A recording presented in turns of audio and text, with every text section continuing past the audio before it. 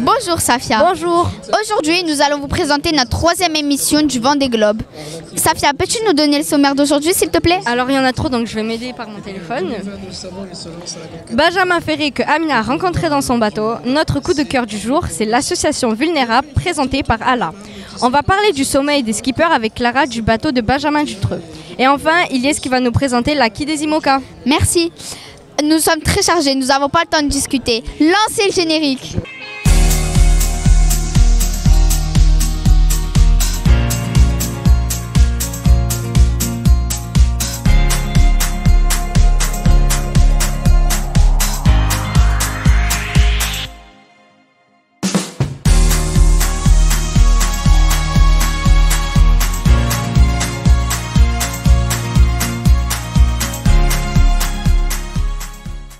Nous allons vous présenter notre skipper du jour. Ah bon, c'est qui? C'est lui? Non. C'est lui? Non. C'est lui? Oui. Bien sûr, Benjamin Ferré qu'on retrouve avec Amina. Bonjour, comment tu vas? Bonjour, je te remercie. Écoute, ça va bien. Quelle a été ta plus grande aventure en mer? Ma plus grande aventure en mer, c'est quand je suis parti participer à une course qui s'appelle la Mini Transat. Et en fait, elle s'appelle Mini, non pas parce qu'on fait une petite transatlantique, mais parce que c'est sur des tout petits bateaux qui mesurent 6,50 m. Et c'était une traversée de l'Atlantique sans assistance et surtout sans communication. Et donc tu parles à personne et tu vois personne pendant toute la durée de la course. Et moi, ça a duré 21 jours tout seul sur ma petite coquille de noix. Et voilà, j'ai traversé l'Atlantique avec ce voilier-là et c'était magique. Quelles sont les compétences les plus importantes pour un skipper? Il y a un peu de folie quand même, un peu de romantisme, le fait d'être attiré par la nature, le large, le côté un peu poétique, tu vois, de l'exercice. Et puis je pense qu'il y a des choses très concrètes qui sont la curiosité, la capacité à savoir maîtriser plusieurs sujets en même temps. Et puis une capacité de résilience, tu vois, de résistance à l'effort. Voilà, tout ça, ça fait un joli mix pour être un bon skipper, je pense. Comment gères-tu les situations d'urgence à bord? Les situations d'urgence, t'en as quasiment tout le temps en fait. Et donc nous, on est habitués en fait à s'adapter un peu à toutes les situations. Et le plus difficile pour ça, c'est réussir à avoir le sens des priorités, tu vois, savoir quoi gérer en premier quand c'est la guerre ou quand c'est vraiment difficile à bord. Et voilà, après on est aidé, tu vois, on a des petites checklists un peu partout dans le bateau qui permettent en fait d'être lucide et d'aller tout de suite à l'essentiel, quoi. Quelle est ta méthode préférée pour naviguer dans des conditions difficiles? Ma méthode préférée, moi je mets mes AirPods, je coupe le son extérieur et je mets du gros son dans mes oreilles. Et là je me mets sous la casquette, tu vois, faut imaginer que là tu as des tonnes d'eau qui recouvrent le bateau. Et moi je suis là avec ma musique et voilà, ça me met dans l'ambiance. Quel conseil donnerais-tu à quelqu'un qui débute en navigation? Je dirais de réussir à prendre du plaisir, à s'amuser, quoi. C'est d'abord avant d'être une aventure, c'est quand même d'abord un jeu. Et donc de s'amuser, de persévérer, de poser des questions aux skippers, aux gens autour d'eux. Moi, c'est comme ça beaucoup que j'ai appris, c'est en posant des questions à d'autres qui savaient mieux que moi. Et je pense que même pas forcément tu vois, aux skippers ou à ceux qui veulent faire du bateau, mais je pense que quand on est jeune, on a la possibilité de poser beaucoup de questions et d'avoir beaucoup de gens qui sont contents de nous répondre. Donc il ne faut pas hésiter à poser des questions, je pense. Comment choisis-tu une route de navigation? Alors ma route de navigation, je la choisis grâce à des outils en fait, sur mon ordinateur. Pour faire simple, en fait, je télécharge des fichiers météo qui correspondent à différents modèles. Donc en fait, il y a plein de météorologues dans le monde qui imaginent un peu, qui essayent de lire l'avenir et de savoir ce qui va se passer au niveau du vent, au niveau de la mer. Et moi, je prends un peu tous ces modèles-là et en fonction, j'essaie d'imaginer, moi, ma trace, ma propre route. Et donc je fais ça en fonction de la météo, je fais ma route en fonction de l'état du bateau et je fais ma route en fonction de mon état de fatigue et de l'état de, moi, mon état physique, tu vois. Si je suis très fatigué, qu'il faut que je me repose, que j'ai besoin de manger, de dormir, je vais peut-être aller dans des conditions un peu moins difficiles pour pouvoir faire tout ça. Donc si je résume, tu vois, je fais ma route en fonction de la météo, de l'état du bateau et de mon état à moi. Et quelle est la plus belle destination que tu as visitée en tant que skipper? Alors tu sais, en tant que marin de course au large, on va dans des endroits complètement magnifiques et inexplorés, mais on s'arrête jamais puisque c'est une course. Et donc moi, les plus beaux endroits, tu vois, ils sont pas très loin de chez moi. Moi, je suis allé avec un petit voilier. J'adore aller dormir dans une petite île qui s'appelle Cézembre, qui est juste en face de Saint-Malo. En Bretagne, la Corse, il y a des petites criques extraordinaires. Et voilà, moi j'aime bien aller naviguer dans des endroits proches de chez moi. Et je découvre encore plein de choses, donc je crois qu'il n'y a pas besoin de partir loin pour voir des trucs jolis. Comment prépares-tu un voyage en mer du point de vue logistique et de la sécurité? Alors d'un point de vue logistique, il y a toute une équipe derrière moi. Moi c'est Louise qui s'occupe de tout ça dans mon équipe. Et donc Louise, elle a un énorme travail, c'est elle qui prépare toute ma nourriture. Donc tu vois, c'est 14 sacs de nourriture qu'elle classe comme ça par jour.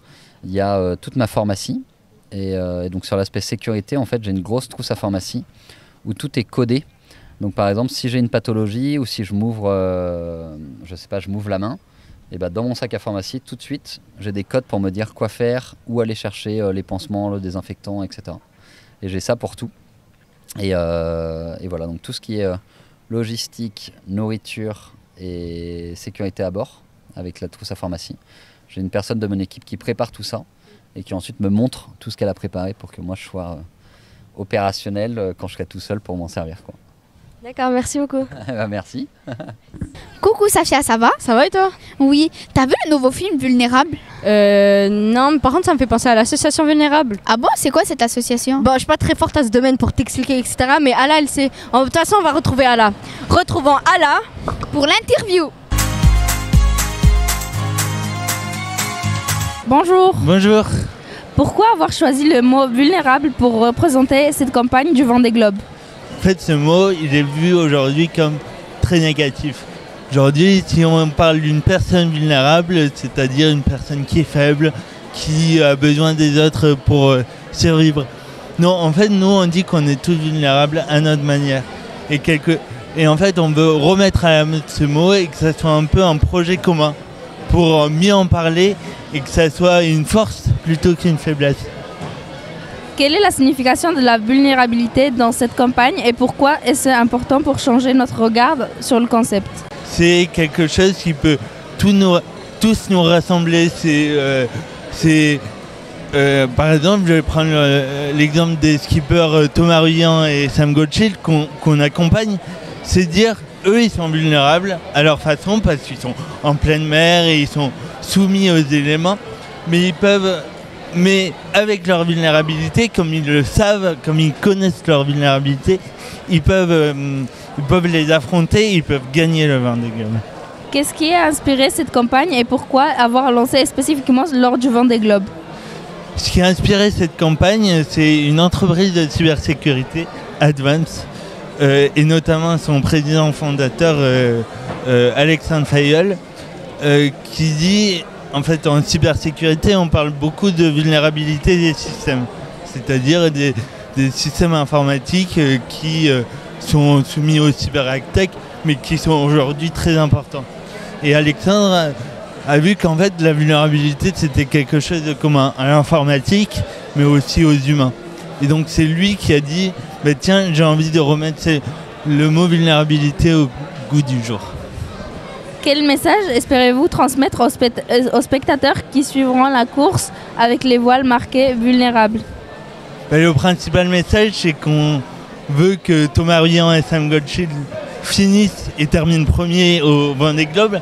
Comme ça, un bateau vulnérable pourra gagner le Vendée Globe, ce qui est un peu inédit et ce qui est un contre-pied à l'image d'un sportif qu'on dit trop souvent invulnérable, invincible par rapport aux éléments. Que pourra découvrir les visiteurs au stand immersif vulnérable du village départ? Alors ils pourront découvrir plein de choses. D'abord, le stand est animé par nos volontaires qui se donnent tous les jours, qui accueillent plus d'1 millier de visiteurs tous les jours pour expliquer ce que c'est la vulnérabilité. Ils peuvent aussi découvrir le musée de la vulnérabilité. C'est plein d'objets qui sont dans les bateaux des skippers, des VHF, donc des radios, des kits de secours, l'encre, qui peuvent aider à faire face aux vulnérabilités. Ils peuvent aussi découvrir plein de témoignages des skippers, mais pas que, des gens comme vous et moi qui ont réfléchi sur la vulnérabilité. Ils peuvent aussi faire un test de vulnérabilité en 7 questions. Ils seront capables de déterminer quel vulnérable vous êtes. Le skipper Thomas Ruyant et Sam Gottschild incarnent-ils cette idée de vulnérabilité à travers leur participation à la course? Alors, je ne vais pas parler à leur place, mais je pense que Thomas et Sam ont bien travaillé sur leur vulnérabilité. C'est-à-dire qu'ils ont fait appel à des préparateurs physiques et mentaux pour réfléchir quels étaient leurs points faibles et comment ils pouvaient les affronter. Merci beaucoup. Merci à vous. Mais qu'est-ce que tu fais? Je dois me reposer pour la course du Vendée Globe. Mais tu crois vraiment que les skippers dorment comme ça? Je sais pas. On va voir tout ça avec la responsable de communication de Benjamin Dutreux. On y va. Laissons place pour l'interview. Bonjour, Bonjour, comment allez-vous? très bien et vous? Est-ce que vous pouvez vous présenter? Alors je m'appelle Clara Piacentini et je suis la chargée de communication du skipper pour le Vendée Globe Benjamin Dutreux. Et je travaille pour l'équipe GUI Environnement Water Family. Où dorment les skippers sur leur bateau? Ont-ils un lit spécial? Sur la route du Rhum spécifiquement, ils ont le même lit que sur les autres courses. Alors en fait ça dépend vraiment de chaque skipper de prioriser, parce qu'en fait un lit c'est du poids sur du bateau. Donc ils choisissent de prioriser ou non la performance au confort. Et sur la route du Rhum, qui a un format de course plus court, ils savent que bon, ils vont rester en mer sur une durée assez courte, donc ils peuvent se permettre de prioriser la performance. Donc en général, ils n'ont pas forcément de lit, ils dorment dans un pouf, en fait, un pouf en bille qu'on trouve chez Jiffy. Est-ce qu'ils peuvent faire de longues nuits de sommeil ou seulement des petites siestes? Non, en fait, ils dorment en fractionné. Donc ils dorment entre une demi-heure et 1h30, qu'ils alternent avec des périodes de réveil de 2-3 heures. Comment se réveillent-ils pour vérifier que tout va bien pendant leur sommeil? Alors généralement ils prennent le rythme, donc ils sont capables de se réveiller, mais sinon ils ont des alarmes, parce qu'en fait à l'intérieur du bateau il y a quand même des ordinateurs, donc ils peuvent se programmer des alarmes comme tout le monde pour se réveiller. Est-ce qu'ils ont des astuces pour s'endormir rapidement et récupérer un peu de temps? Globalement, ils sont assez fatigués parce que c'est quand même un sport très physique. Et puis comme je vous ai expliqué, ils prennent un rythme. Donc ils sont habitués à dormir sur des courtes périodes et en même temps récupérer beaucoup d'énergie sur ces micro-nuits, quoi. Comment font-ils pour rester concentrés et alertés malgré le manque de sommeil? Prennent un rythme, donc si vous voulez, nous on supporterait très mal de dormir sur ce rythme-là de 1h30 de sommeil et 2 heures de réveil, mais eux s'habituent, surtout sur des périodes très longues, comme sur une période de Vendée Globe où ils sont en mer quasiment 3 mois, ça devient leur rythme naturel et donc ils arrivent quand même à rester assez éveillés et concentrés sur ces périodes d'éveil, comme nous quand on se réveille à 8h du matin, quoi. Quels signes surveillent-ils pour savoir s'ils sont trop fatigués pour continuer en toute sécurité? Le plus difficile, c'est d'être conscient de son état de fatigue et conscient de la limite des décisions qu'on prend quand on est fatigué. Donc le skipper Benjamin Dutreux et tous les autres skippers font une vraie préparation mentale pour être capable de déceler quand leurs décisions sont prises mais avec de la fatigue. Donc être capable de se dire qu'il vaut mieux réfléchir et prendre du recul sur une situation donnée plutôt que d'agir dans la rapidité. Ok, merci. De rien. Tu fais quoi? Bah je joue au bowling. Tu sais c'est quoi une quille? Bah oui, c'est les quilles du bowling. Mais non, pas celui-là. Mais tu me parles de laquelle alors? Ben celle-là. Mais c'est quoi ça? Mais ça sert à quoi? Demande à Ilyes. Retrouvons Ilyes pour l'interview.